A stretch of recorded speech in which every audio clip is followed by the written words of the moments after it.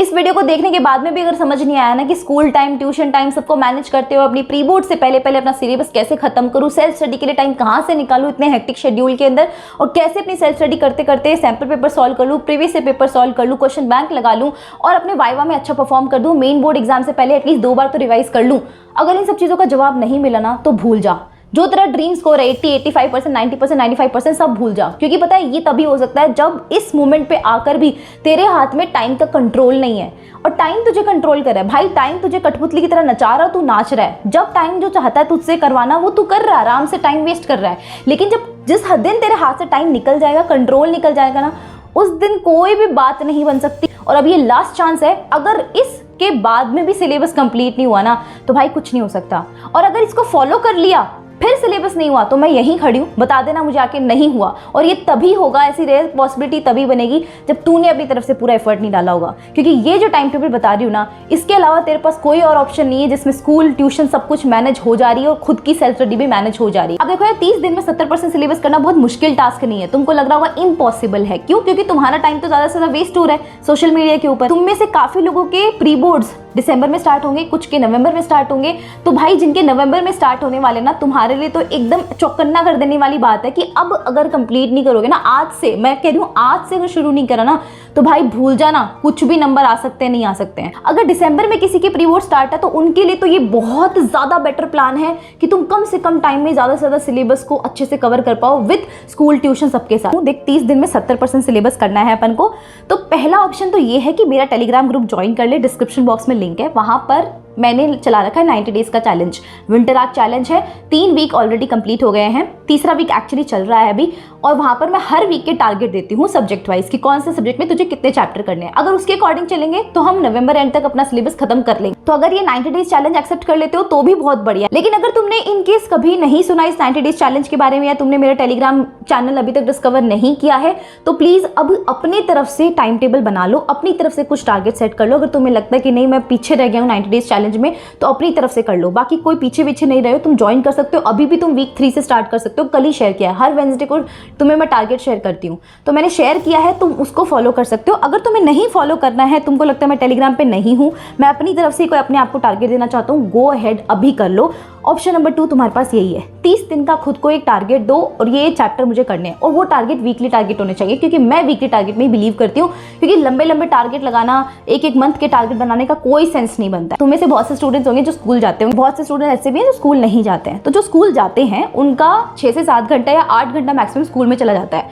तो अगर मानते कि तुम्हारी 8 से लेकर 2 बजे तक स्कूल चलती है, या फिर तुम्हारी 9, अभी सर्दियों का टाइम आ गया तो 9, 9:30 बजे स्कूल होने लग गई होगी और 3, 3:30 तक तुम्हारी स्कूल चलती होगी। उसके बाद तुम घर आ जाते हो, 4 से 8 तक तुम्हारी ट्यूशन चलती होंगी। मैं एक तुम्हें एवरेज टाइम बता रही हूँ, हो सकता है तुम्हारा टाइम कुछ और हो, लेकिन 4 से 8 मतलब 4 घंटे के अराउंड तुम्हारी ट्यूशन चलती है। इसके बाद तुम 8, सवा 8 तक घर आते हो, फिर अपना डिनर करते हो, फिर तुम 8:30 बजे जाके पढ़ने बैठते हो, जिसमें तुम्हें पढ़ना कुछ नहीं है, तुम्हें जाके सिर्फ होमवर्क करना है। 8:30 से लेकर 10 बजे के बीच में तुम्हें जो होमवर्क मिला है स्कूल से, ट्यूशन से, वो फटाफट कर लो। और जो स्कूल और ट्यूशन का जो तुम्हें पढ़ाया गया है ना, उसको साथ साथ रिवाइज करते जाओ, क्योंकि उसको छोड़ना नहीं है। क्योंकि स्कूल और ट्यूशन में भी टेस्ट होते हैं ना, उसको भी अपन को कवर करना है। लेकिन ज्यादा प्रायोरिटी हमें उसको नहीं देनी, हमें हमारे वाले टारगेट को देनी है। क्योंकि हमारा वाला टारगेट जो होगा ना, उसको फॉलो करके अपन सिलेबस खत्म कर रहे होंगे।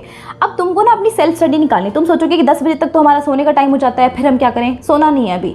10 से लेके 12 बजे का 2 घंटे का स्लॉट लगाना, जो सेल्फ स्टडी स्लॉट होगा, जिसमें तूने अपने आप को जो टारगेट दिए ना, वीकली टारगेट, उसके ऊपर थोड़ा काम करना है। मान लेते कि एक वीक में तुमने 4 चैप्टर खुद को असाइन करे, जो कि मैं हमेशा यही बोलती हूँ कि 4 ही चैप्टर असाइन करो खुद को, या 5 चैप्टर असाइन करो। इस वीक तुमने 4 दे दिए, अगले वीक तुमने खुद को 5 चैप्टर दे दिए, इसे ऑल्टरनेट कर लो, 4, 5, 4, 5। और संडे को हमेशा 1 चैप्टर एक्स्ट्रा करा करो। अब टाइम इतना पास आ गया कि हम संडे को वेस्ट नहीं कर सकते। जो सुबह 9, 10 बजे तक हम उठते हैं ना, उसको थोड़ा रिड्यूस करो। नॉर्मल जो तुम्हारे वीकडेज होते हैं, 6 दिन होते हैं, उस 6 दिन के अंदर तुम्हें स्कूल जाना होता है। तुम्हारा अगर 8 बजे के अराउंड स्कूल होता है तो तुम 6 बजे के अराउंड उठ जाओ। 6 से 7 तुम 1 घंटा सेल्फ स्टडी करो, फिर तुम 7 से 8 के बीच में अपना रेडी होकर स्कूल चले जाओ।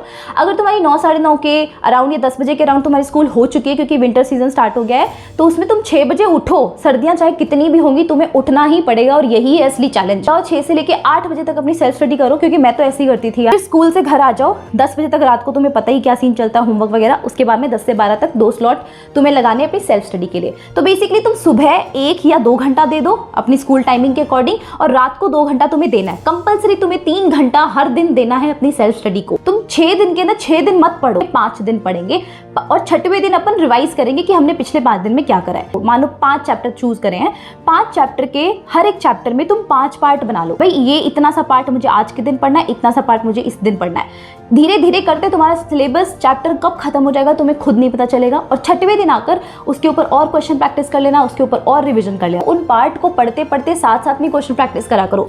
टॉपिक जो भी पढ़ रहे हो उसका टॉपिक वाइज क्वेश्चन प्रैक्टिस कर लो, और ये तुम ऑसवाल के क्वेश्चन बैंक में कर सकते हो। यहाँ पर तुम्हें टॉपिक वाइज क्वेश्चन गिवन है, ऐसे तुमने टॉपिक पढ़ा, टॉपिक वाइज क्वेश्चन लगा लिए, इतना काम सॉर्टेड है। उसके बाद में तुम्हारे पर ये बर्डन नहीं रहेगा कि यार इसकी क्वेश्चन प्रैक्टिस नहीं करी। फिर ये 5 दिन का टारगेट कंप्लीट करने के बाद जब 6ठे दिन बैठोगे तो उस दिन सिर्फ रिवीजन करोगे, quick revision plus question practice और करोगे, जिसमें प्रीवियस ईयर क्वेश्चन पे सबसे ज्यादा तुम्हें इंपॉर्टेंस देनी है। ये जो मैं तुम्हें क्वेश्चन बैंक बता रही हूँ इसके अंदर प्रीवियस ईयर क्वेश्चन इंक्लूडेड है। इससे क्या होगा, तुम्हें ये पता चलता रहेगा कि इस टॉपिक से कौन से टाइप के क्वेश्चन आए हैं पिछले सालों के। 6वें दिन तुम आराम से फिर टाइमर लगाओ, 30-40 क्वेश्चन जो भी होता है हर एक चैप्टर का सॉल्व कर लो। और फिर वीक का 7वां दिन यानी कि संडे को तुम्हें वेस्ट नहीं करना है, 6 से 7 घंटे मिनिमम पढ़ाई करनी है, जहां पर तुम पूरे वीक में तुमने क्या पढ़ा उसको रिवाइज करोगे, प्लस तुम एक एक्स्ट्रा चैप्टर कवर करोगे। चाहे वो एक्स्ट्रा चैप्टर छोटा सा ले लो लेकिन कवर जरूर करो। 6 से 7 घंटे 8 घंटे पढ़ने के बाद में अपने आप को टाइम दो, एंजॉय करो, मूवी देखो, खुद को रिवॉर्ड दो कि तुमने एक हफ्ते में इतनी मेहनत करी है, तो तुम्हें काफी ज्यादा अच्छा फील होगा। तो देखो यार इस तरीके से तुम अपने वीक को प्लान कर सकते हो। अब जिन बच्चों की स्कूल नहीं है, स्कूल नहीं जाते हैं, तो उनका तो बिल्कुल टाइम सॉर्टेड है। उनको अपने डे को सिर्फ 4 स्लॉट्स में डिवाइड करना है। सबसे पहले मॉर्निंग में उठ जाना 6 या 6:30 के अराउंड, 7 बजे पढ़ने बैठना है, 7 से 10 तक तुम्हारा एक स्लॉट होगा। फिर 1 घंटे का गैप, 11 से 2 का तुम्हारा नेक्स्ट स्लॉट होगा। फिर 4 to 7 का तुम्हारा नेक्स्ट स्लॉट होगा, और 9 to 12 का तुम्हारा नेक्स्ट स्लॉट होगा। तो ऐसे करके 3-3 घंटे के स्लॉट लगाने, 4-12 घंटे की सेल्फ स्टडी होती है इसके अंदर। ये मैं आपको एक आइडियल टाइमलाइन बता रही हूँ, इसमें थोड़ा बहुत ऊपर नीचे हो सकता है।